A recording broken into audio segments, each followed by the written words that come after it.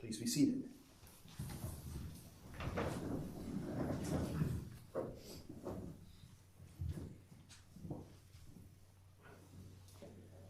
When I was in seminary, one of my favorite courses was called Marriage and Family, taught by Dr. Charles Du Bois.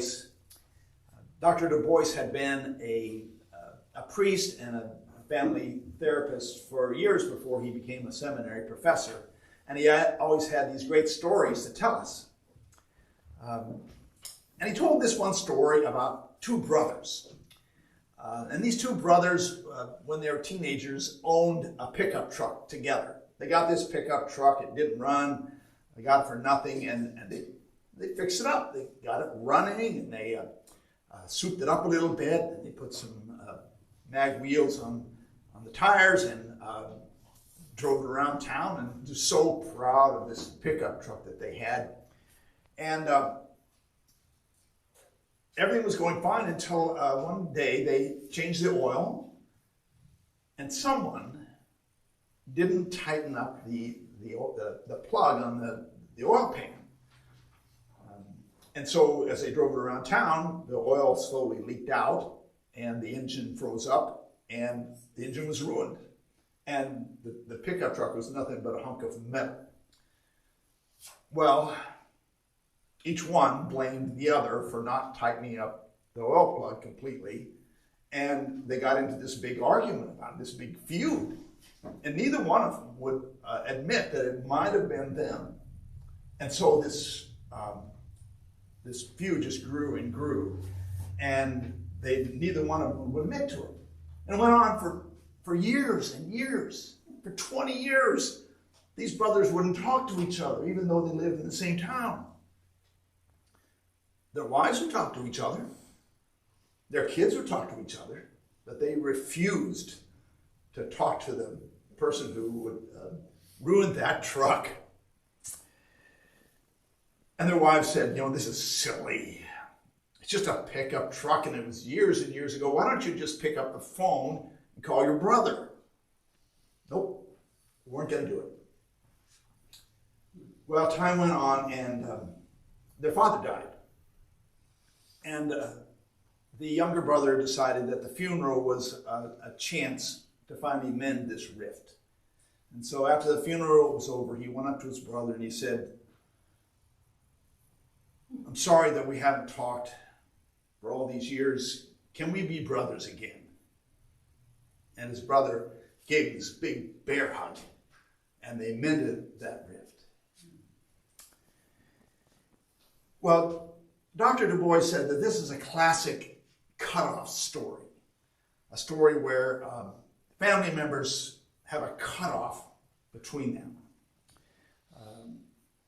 This particular story has a happy ending, but cutoffs don't always have a happy ending. Some cutoffs last until the people die. People just never reconcile with each other. A cutoff is where members of a family intentionally cut themselves off from another family member. Sometimes a cutoff is necessary, especially in a toxic family situation. Sometimes you have to cut yourself off from others in order for you to have your own integrity and to be healthy. But cutoffs are never easy. They're just always difficult. I mean, they always cause pain for a long, long time. Now, the Bible, in a way, it's a very realistic book. The Bible talks about families in a realistic way. They're not perfect families in the Bible. Dr. Du Bois said, there are no perfect families. There's only real families. Every family has got some issue. And the Bible is pretty honest about that. It talks about families as they really are, especially in the Old Testament. Some of these Old Testament families, they're a mess. And today's Old Testament story is a story of a cutoff. Now, the background of the story is that God has promised Abraham and Sarah that they're going to have offspring, and and these offspring will eventually become a great nation. But they're getting older, and no children. So Sarah takes her handmaid, Hagar, and she gives her to Abraham to conceive a child. Sounds kind of crass to us, but that's the way you did it back in those days. You needed to have children. And if you couldn't make them yourself, you found some way for children to be born. And that child would be considered the child of Sarah. Well, Hagar got pregnant right away and had a son, named him Ishmael. And Hagar took every occasion to rub this in Sarah's face. I got pregnant and you didn't. I had a child and you haven't had a child. And this just really rubbed Sarah the wrong way. She grew deeply resentful of this upstart maid Hagar.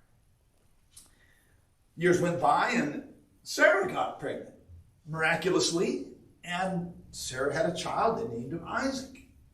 You would think that all would be well now, but Sarah was still jealous of that child Ishmael, her handmaid's child Ishmael. And she resented Hagar for having the older child, and she was worried about the inheritance for her own child Isaac. You know, Ishmael was the older child, so he was going to get some inheritance, not everything. But she said that it was Isaac, her son, who should get the inheritance because he was the legitimate son, and Ishmael was an illegitimate son born of the mistress. So she told Abraham, "This woman and her son are making me sick. I can't stand to have them around anymore. Send them away so I don't have to see them anymore. Only Isaac should get the inheritance when he grows up." Well, the Bible says that Abraham was distressed. Abraham's in a tough place between Hagar and Sarah. Abraham did not want to send his son and his mistress away to die in the desert. So his loyalty was divided, and he was at a loss of what to do. But God spoke to him, and God said, "Don't worry about Sarah and the child, or Hagar and the child. Do whatever Sarah tells you, and I shall watch over them, and I shall make a great nation of your son Ishmael."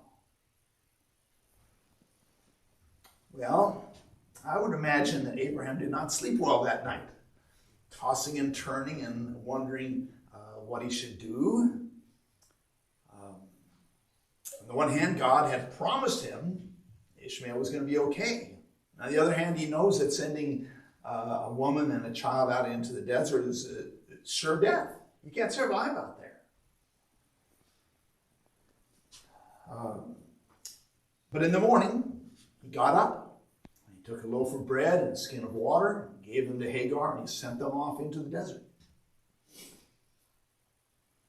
Now, I don't know how Abraham felt. If I was him, I think I would have felt pretty upset.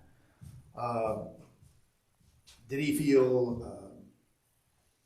sad? Did he feel guilty? Did he feel righteous? Did he feel sorrowful? I don't know. The Bible says that Abraham trusted God to take care of Sarah and Ishmael, just like he trusted God later on to take care of Isaac when he took Isaac up to sacrifice him on the mountain. And so that's why we remember Abraham as a man of faith. But I'm not sure how Abraham could do this. How could he send his son off to death? Now this is a cutoff. This is a family cutoff of the first degree. Well, Hagar and Ishmael wandered in the desert, and till their food and water ran out, and then Hagar put Ishmael under a tree, and she sat a ways off under another tree to let the end come, to die. And she began to weep. But then an angel of God appeared to her, and the angel said, "Why are you weeping? Don't be afraid. God has heard the voice of your son, so come and lift him up, and God is going to make a great nation of him." So she looked up, and God opened her eyes, and there in the middle of the desert was a well of water. She went to the well, and she drew water, and from that point on, she and Ishmael were able to survive. And indeed, he did become the father of a great nation, the Ishmaelites, whose descendants became what we know as the Muslims today, who trace their heritage through Abraham. Well, the point of this story is sometimes said to be the faith of Abraham, that he had faith that God would take care of Ishmael and Hagar. But I think the point of the story really is not about Abraham's faith so much as it is about God's providence for the outcast, God's care for those who are cast out from the others. Sometimes we think of God as God of the righteous, God of the establishment, God of the order that we understand in the world. But in the Bible, we hear stories like this one about how God cares for the outcast, the one who's been sent out. The Bible seems to have a special place for outcasts, for those who are outside of the established order. I mean, think of Esau, who was cheated out of his inheritance by his brother Jacob. God prospered Esau.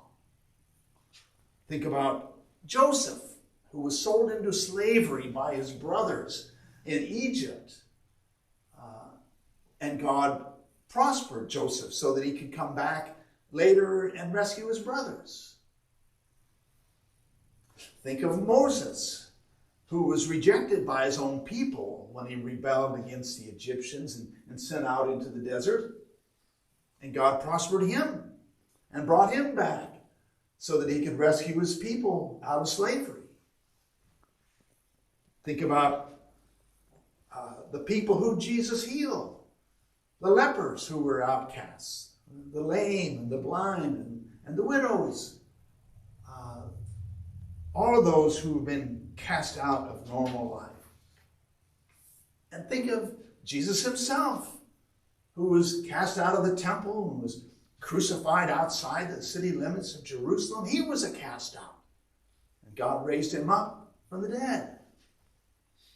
Over and over in the Bible, we see how God cares for the outcast, how God helps the downtrodden, how God remembers the oppressed. And that's good news for people who are outcast, for those who have been oppressed. It's good news for LGBTQ people. It's good news for prisoners and for immigrants and for minorities. And it's good news for us.